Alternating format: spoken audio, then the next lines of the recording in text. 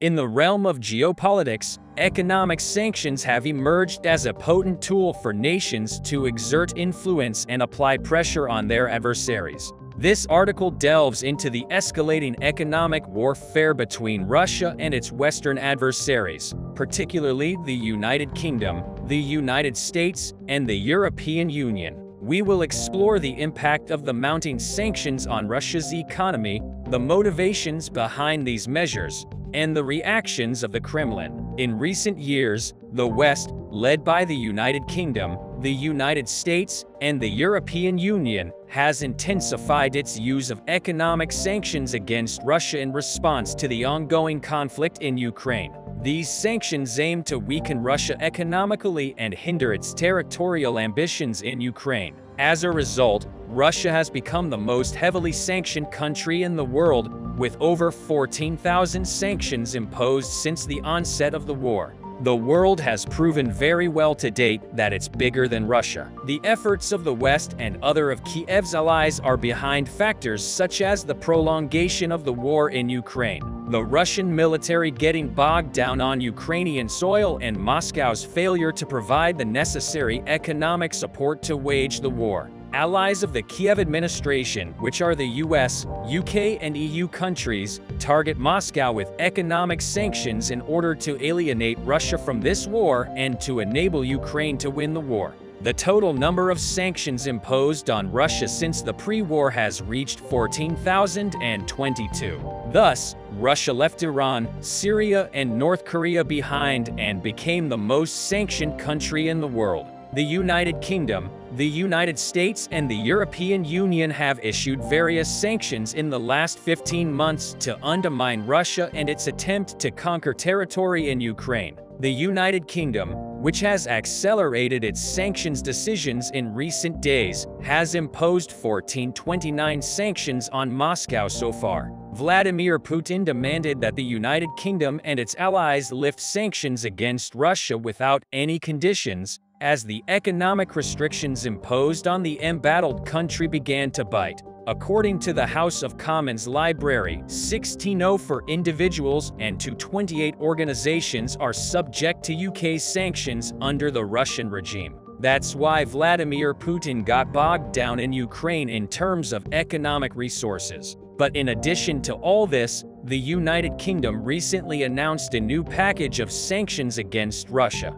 The UK targeted 130 Russian oligarchs with a net worth of $173 billion. The United Kingdom's largest package of sanctions came as a shock to the Kremlin. The UK was officially determined to pull the plug on Russia economically after the sanctions announced by the UK. The Russian authorities made a statement directly. So as you can see, this new UK sanction has already annoyed Russia. Kremlin's spokesman Dmitry Peskov told reporters that the UK and other countries that imposed sanctions on Russian assets must resolve them immediately without any conditions. In fact, before the new sanctions package of the United Kingdom, the task force of Russian elites, proxies, and oligarchs consisting of major global powers such as the USA, UK, and Germany announced that they would double their efforts to make the Russian president. REPO is a collaborative organization between the USA, Australia, Canada, Germany, Italy, France, Japan, the United Kingdom, and the European Commission, and was established in 2022 to watch out for sanctions leaks. This group is currently continuing its critical work on sanctions packages against Russia. Last week, Moscow released a report claiming that the country's economy contracted by 1.9% in the first quarter of 2023. REPO shared data confirming this report. In other words, this group continues to watch Russia economically second by second. On the other hand, Western sanctions have now had an unprecedented negative impact on the Russian economy, and Russia is currently facing a staggering $50 billion budget deficit. Economic measures and export bans seem to compel Russia to supply its soldiers with equipment full of household appliances. In addition, U.S. technology exports to Russia have fallen by nearly 70% since Putin's full-scale invasion of Ukraine in late February last year. Russia's crude oil and energy exports were also heavily affected by the sanctions. Russia's state-owned enterprises, banks, and gas and oil industry are all taking a hit. An advisor to President Vladimir Zelensky also noted that Western sanctions have done unprecedented damage to the Russian economy, which is facing a tearful budget deficit. But the Russians have managed to maintain some of their exports. Russia's discounted oil and gas are sold everywhere at very low prices. Russian oil no longer flows directly to Europe, but to India, China, and Turkey, which buy it at a very discounted price. Some of the cheaply bought Russian oil is making its way back to Europe, especially as India converts it into fuel and sells it to the EU at a competitive price. But Russia is not making as much profit from this as before. They no longer have access to Russia's capital markets. In 2 or 3 years, the Russian oil industry will begin to move away from the global platform, as in Venezuela. The UK, on the other hand, relies on Shell, BP, and other major international oil companies to support its technologies.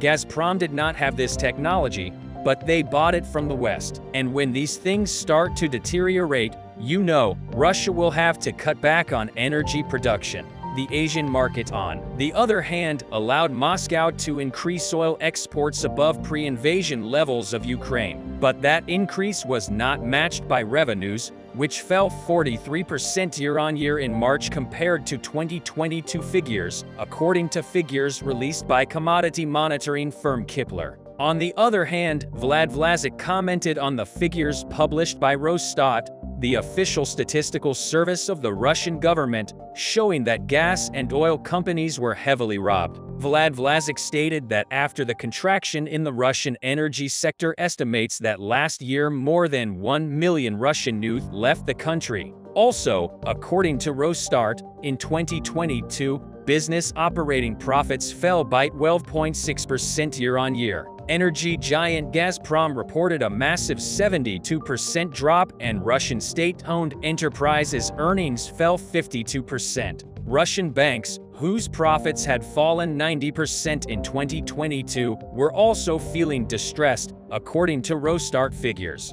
The sanctions left a significant mark on the banks and banking systems in Russia. For example, VTB Group, which includes Russia's second-largest bank, VTB Bank, recorded a loss of 614 billion rubles. Most Russian banks require partners from abroad, such as Iran, to facilitate transactions, a process that increases costs significantly. In addition, the Russian government has introduced legislative changes that restrict banks' ability to transact, especially for military personnel. If the aim is to weaken Russia's financial sector and trigger spillovers into the real economy, for example, through the credit channel, additional sanctions on banks are needed. Due to the economic devastation caused by the sanctions, it's also reported that Russian airline projects are not in a position to offer to buyers. The head of Rostrans, which oversees the Russian transport network, Viktor Basargin,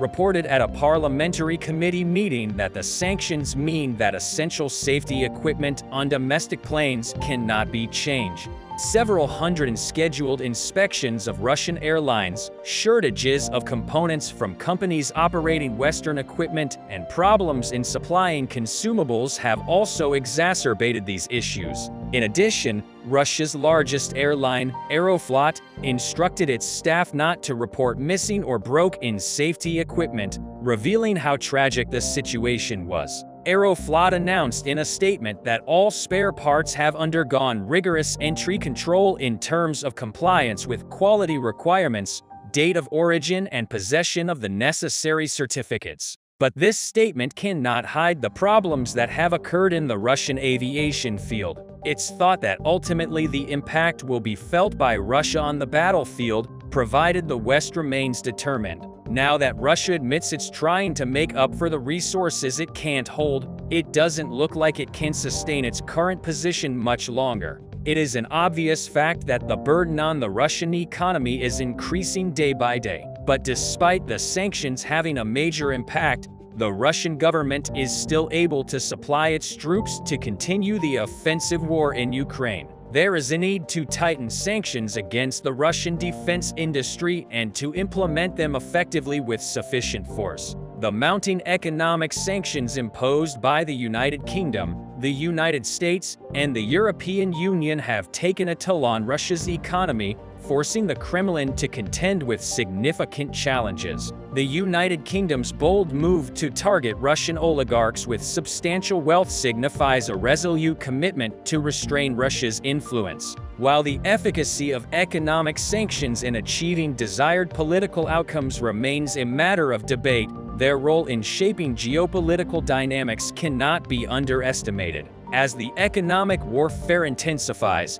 the world watches with anticipation to see how Russia will respond and whether these measures will indeed alter the course of the conflict in Ukraine. Recently, there are a lot of updates from the Bakhmut direction. Ukrainian 3rd and 5th Assault Brigade continued attacking Kashyyyka simultaneously from two sides. Tank operators from the 3rd Assault Brigade recently released the video showing how they made an attack on Russian fortified positions in the 3 lines north of the settlement. The attack was conducted by at least 2 tanks that unleashed their high-explosive shells in order to undermine Russian defense. Such tank raids are usually immediately followed by a ground assault under cover of tank fire. Ukrainian infantry fighting vehicles drive to the target and deploy the infantry that engages in close combat fighting. Once the enemy fire is suppressed, the Romanian troops hide inside the shelters. If the shelter is not equipped with all-round firing points, then their best hope is that the Russians in the neighboring positions manage to overwhelm the Ukrainians with fire. Otherwise, the strong point is cleared with several grenades. In the aftermath of continuous storming operations north of Kaliska, Ukrainians managed to clear several more tree lines on their way to the settlement. According to the latest updates, Russians are controlling the main trench network on a hill and 2 dense tree areas around it. A prominent Russian military analyst stated that Russian forces lack the organization, fire support, coordination, and training necessary to defend the Bakhmut flanks. The analyst also complained that Russian forces allowed Ukrainian forces to drive an infantry fighting vehicle for 15 minutes into the Russian rear without destroying it. With the Ukrainian assault lasting only 16 minutes in total, he claimed that Russian forces would not be able to do the same to Ukrainians because Ukrainians opened fire before the vehicle even emerges on the horizon. However, this is only half of the bad news for Russians. Several days ago, a Wagner-affiliated source reported that Ukrainians had crossed the canal and were developing their second line of attack. Recently published geolocated footage confirms this claims, as one video shows how Ukrainian fighters from the 80th Assault Brigade are destroying enemy ammunition depots with drone strikes. Another one shows how Ukrainian artillery or mortar crews are hitting Russian positions 500 meters south of the previous ones. And the latest video shows how Ukrainians cross the canal, approach the enemy, and successfully establish control over the positions on the other side of the canal. This is a very significant development because it means that Ukrainians proceed further with the plan of engulfing Avdiivka from 2 sides, which is crucial for conducting a successful storming operation. As mentioned previously, there is an extensive trench network on a hill that is surrounded by 2 small forests which together make an extremely powerful fortification. That is why undermining Russian defense capabilities prior to the assault is extremely important.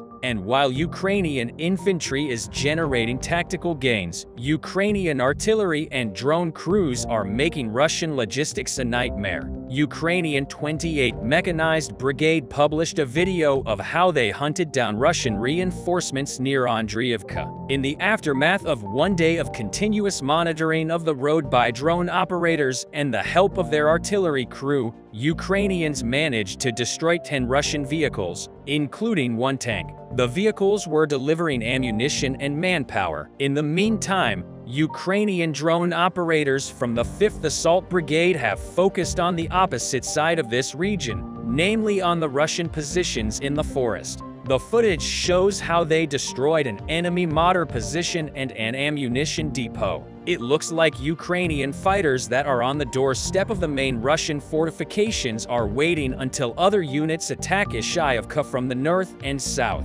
This way, there is a high chance that Russians will just abandon their positions for fear of being taken into a pocket. Ukrainian military officials previously reported that Russian forces are transferring unspecified airborne and motorized rifle units from the Luhansk direction to the Bakhmut direction, and many of these soldiers were mobilized. The continuous development of tactics that exploit the low morale of the Russian soldiers helps the Ukrainians to clear positions much faster and with very little damage.